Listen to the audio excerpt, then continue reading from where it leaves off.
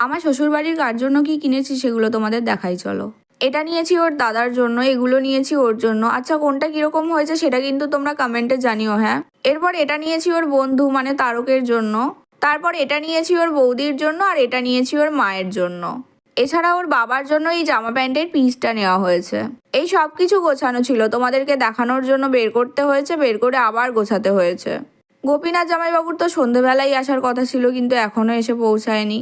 এরপর জামাইবাবু এসেই প্রথমে জেঠুদের সাথে দেখা করতে গেল, আর তারপর আমরা খেতে বসলাম। জামাইবাবুর হাতে এই যে কার্ডটা দেখছো, এটা দাদাভাইয়ের বিয়ের ইনভিটেশন কার্ড। এরপর তো সবার খাওয়া হয়েছে, তো এখন আমরা উপরে এসেই বসে পড়েছি ত্বকের পরিচর্যা করতে। মাসির মুখটা একবার দেখো, মাসি যেভাবে তাকালো, মাসিকে পুরো রানু মণ্ডলের মতো লাগছে, যেন সাক্ষাৎ রানু মণ্ডল আমাদের বাড়িতে এসেছে। সারাদিন আমরা সময় পাইনি, তাই এই রাত্রিবেলা ট্যান রিমুভাল ক্রিম মেখে ভূত সেজে বসেছিলাম। মা এরপর মাসিকে এক এক করে কালকের ওকেশনের সব গিফটগুলো দেখাচ্ছে, আর ফুচু মায়ের পায়ে নেল পলিশ পরিয়ে দিচ্ছে। আমাকে তো পরিয়ে দেওয়ার মতো কেউ নেই, তাই আমি নিজেই পরে নিয়েছি। যাই হোক, এবার ঘুমাতে যেতে হবে, কারণ কাল একদম ভোরবেলায় ঘুম থেকে উঠে পড়তে হবে।